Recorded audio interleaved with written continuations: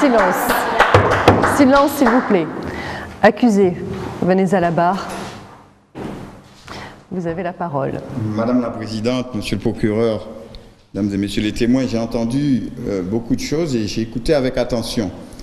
Première question qui a été posée, c'est pourquoi est-ce que je suis aujourd'hui accusé et pourquoi, en quelque sorte, je me suis engagé dans ce secteur malheureusement un peu chahuté. Tout simplement parce que, d'abord, j'y suis parce que, à partir d'une certaine analyse, j'en ai conclu qu'il y avait un avenir dans le tourisme. Il y a un avenir pour un chef d'entreprise, donc quelqu'un qui s'investit. L'investissement, c'est un pari sur l'avenir. Et donc, on fait des paris à partir de convictions, comme tous les gens qui parient, mais à partir, évidemment, d'une analyse. L'analyse, c'est celle que j'ai expliquée, c'est celle du développement dans les autres îles et de la nécessité de ce développement chez nous.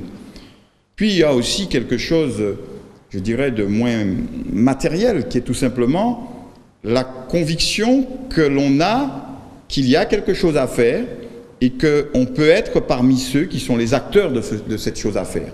Et donc, d'où, je dirais, la foi qui m'anime. J'aurais pu être animé d'une foi pour autre chose. Je suis animé de cette foi-là parce qu'à un moment donné, à tort ou à raison, on a le sentiment de voir, peut-être parce qu'on a pris plus le temps de regarder, que les yeux se sont habitués au soleil et que l'on voit un petit peu ce qu'il y a derrière, ou à la nuit, ou à l'obscurité, ce qui serait plus exact dans notre cas.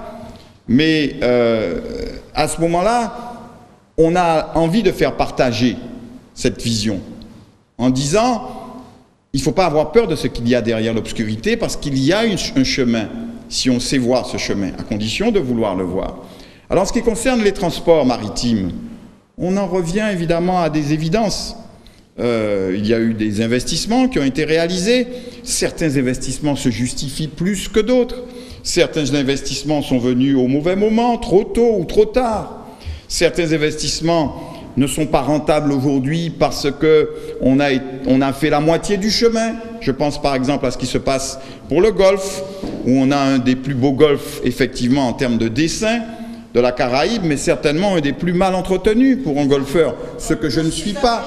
Et donc quand on fait un peu quelquefois la pire des choses, on fait la moitié de l'investissement, la moitié du chemin, la moitié de la dépense, et évidemment on n'a pas le retour. Donc tout ceci évidemment correspond à des réalités. Maintenant, je comprends, je suis un peu réservé sur les chiffres. Et je m'en excuse, je ne voudrais pas mettre en cause les statistiques qui ont été données, les chiffres qui ont été donnés de manière un peu brutale. Je pense on compare des choses différentes. Je pense que, parce que je suis à peu près certain que le nombre de touristes, par exemple, de l'île de Barbade est à peu près 3 fois celui qui nous a été donné. Je suis à peu près certain de ça. Donc je ne veux pas entrer dans une bataille de chiffres, mais je ne voudrais pas non plus laisser dire que nous avons plus de touristes que Barbade. Ça n'est pas vrai.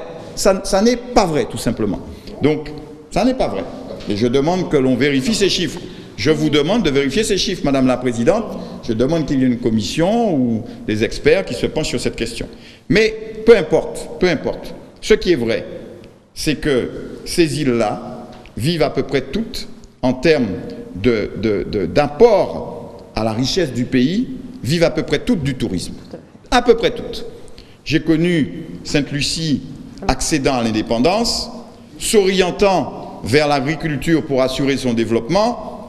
Je vous invite à aller voir l'agriculture de Sainte-Lucie, malheureusement, ce qu'elle est devenue aujourd'hui, et de constater ce qu'est devenu, heureusement, par contre, le tourisme à Sainte-Lucie. Donc, c'est une évidence pour moi. Connaissez-vous quelques stratégies, justement? Alors, venons-en aux stratégies. D'abord, soyons modestes. Je ne prétends pas être un sachant. Je crois tout simplement être comme l'agriculteur qui cultive son champ et qui élève ses vaches et qui sait mieux que moi ce qu'il doit donner à manger à ses vaches et qui sait mieux que moi à quel moment il doit semer. Je crois avoir quelques contacts avec les clients. J'entends tout ce qui se dit. J'entends qu'il faudrait faire du tourisme culturel, certainement. Mais j'invite ceux qui ne font pas du tourisme à discuter avec les touristes qui viennent. même les intellectuels, parce qu'il y en a qui viennent ici au mois de décembre en général, parce qu'ils en ont les moyens, que ça coûte plus cher, à ce moment-là, et qui nous disent pourquoi ils viennent. Ils viennent parce que ce sont des gens qui travaillent dur, ce sont des gens qui ont des moments de tension, ce sont des gens qui ont un mode de vie quotidien, où ils sont précisément quelquefois en permanence en train de brasser de l'intellectuel, etc. Bien évidemment... Ce que vous voulez nous dire, c'est qu'il faut connaître la demande pour évaluer l'offre. Il faut savoir ce que veut le client.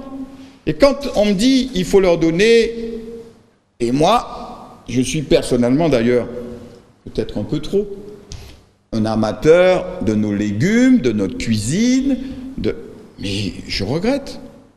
Les 3/4 du temps, ce n'est pas ce que veulent les touristes. Ils goûtent,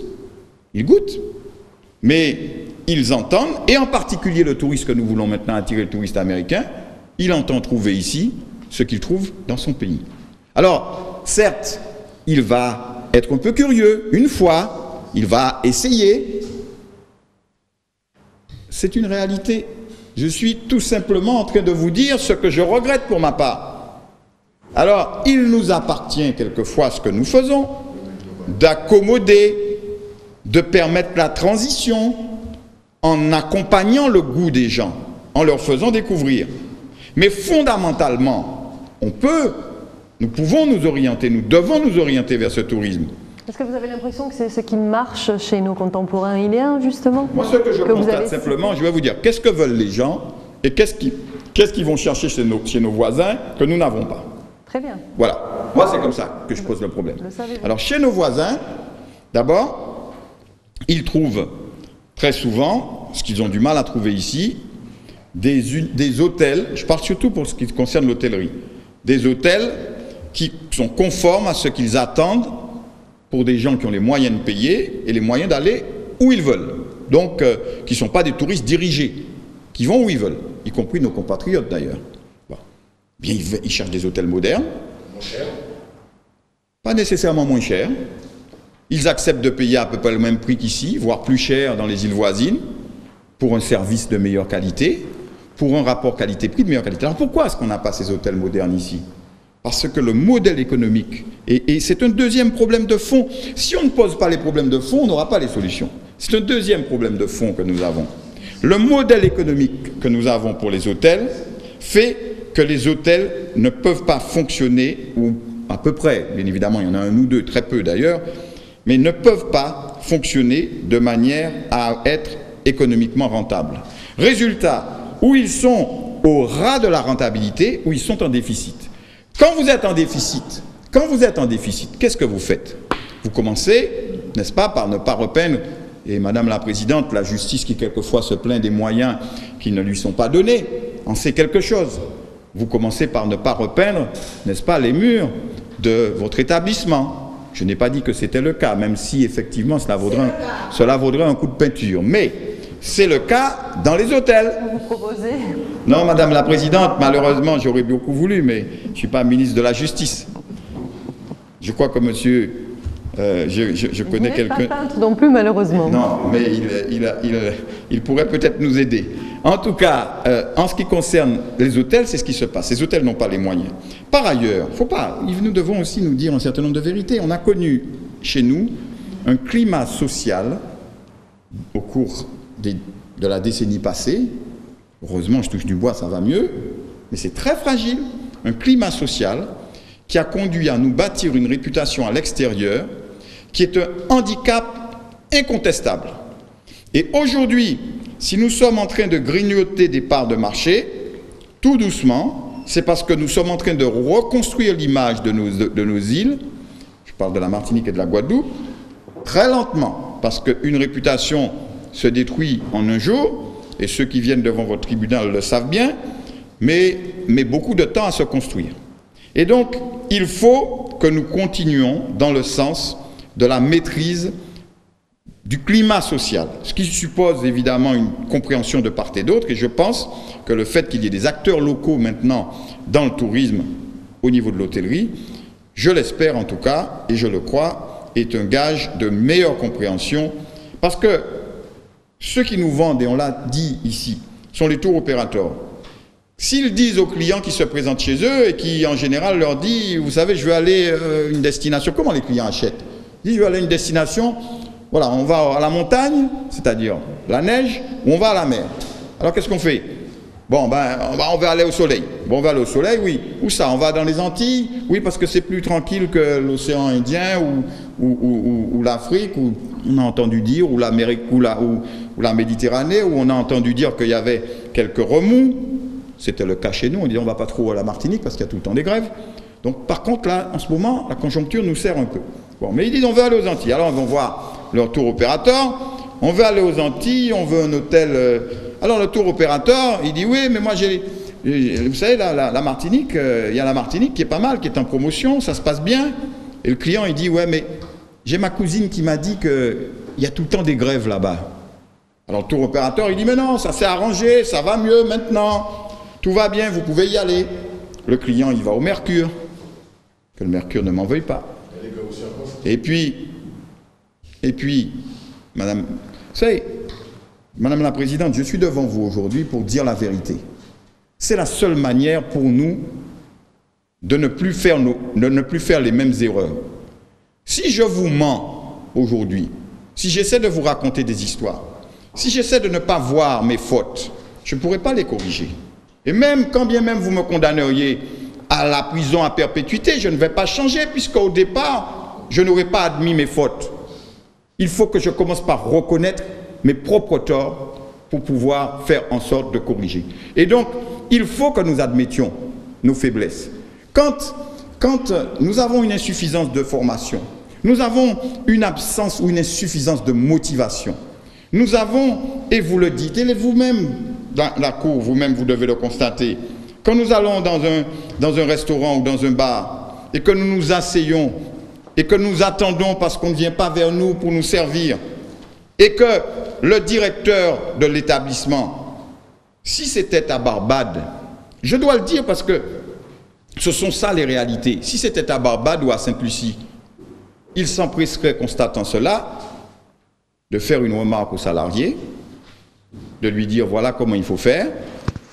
Il lui dirait ça une fois, peut-être 2 fois, mais sûrement pas 3 fois. Sûrement pas 3 fois.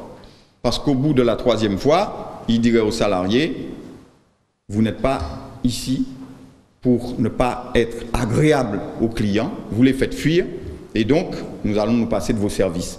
Notre système social, avec ses bons et ses mauvais côtés, et je ne veux pas du système social des autres, parce que le nôtre est plus progressiste, mais notre système social fait qu'il est plus compliqué de gérer ces choses-là.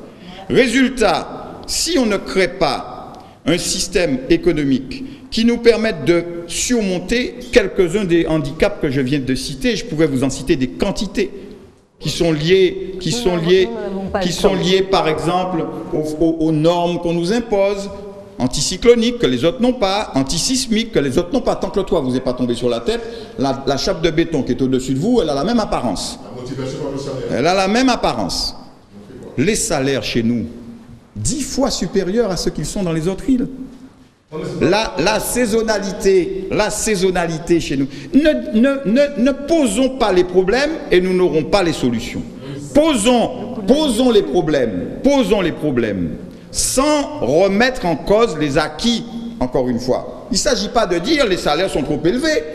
Il ne s'agit pas de dire, eh bien, comme c'est le cas dans les autres îles, vous embauchez des gens pendant la saison, et puis si votre hôtel, eh bien, vous apercevez que la semaine prochaine, il n'y aura que 20% d'occupation, vous dites à 60% des salariés, on n'a pas besoin de vous, revenez la semaine d'après. Ça n'est pas possible chez nous. Et heureusement que ça n'est pas possible. Mais comment compensons-nous cela, Madame la Présidente? C'est la logique à laquelle je veux arriver. Puisque nous avons un système qui est ce qu'il est, j'ai très peu de temps, mais c'est le cœur du problème. Reconnaissons les handicaps qui sont les nôtres. Expliquons l'origine de ces handicaps et exigeons la compensation de ces handicaps et nous aurons la clé du succès. Donc, pour résumer, plus de formation sur ce point-ci, c'est cela? Vous exigez plus de formation? J'exige plus de formation, j'exige, Madame la Présidente, je ne veux pas être long, mais il faut que je me suis mal fait comprendre. J'exige que l'on comprenne que le tourisme chez nous est une activité qui est une activité soumise à la concurrence mondiale. Nous le savons, soyez précis. Elle est soumise à la concurrence mondiale avec un contexte économique différent de celui de nos voisins. Il faut donc, comme on le fait pour d'autres activités, savez-vous, Madame la Présidente, Concluez, s'il vous plaît. je conclus, Madame la Présidente, savez-vous, par exemple, que si il n'y avait pas l'acceptation de ce raisonnement indispensable pour la banane, il n'y aurait plus de banane chez nous. Savez-vous que si on n'admettait pas le fait qu'il n'est pas possible de produire de la banane au même prix que l'Afrique ou que l'Amérique du Sud, il n'y aurait pas 60% de subventions et il n'y aurait plus de bananes. Eh bien, il faut que l'on tienne un raisonnement similaire, peut-être pas dans la même proportion, mais il faut que l'on tienne un raisonnement similaire pour le tourisme et que l'on considère en particulier pour l'hôtellerie que, sauf à accepter le fait que dans un contexte concurrentiel qui est inéquitable, il faut compenser les handicaps, eh bien, malheureusement, je crains que nous ne soyons encore pour longtemps confrontés à des difficultés. Très bien, je vous remercie. Monsieur...